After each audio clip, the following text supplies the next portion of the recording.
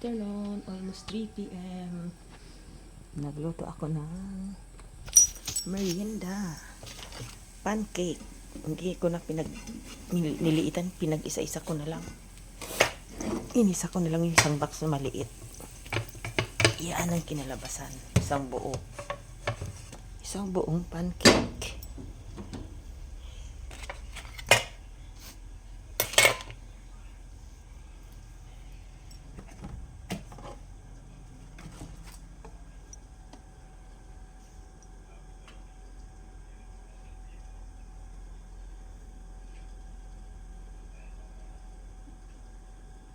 Masarap yan, maraming matamis.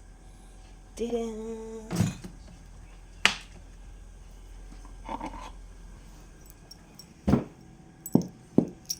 Tara, tikman natin. Tikman ang pancake ni Manay.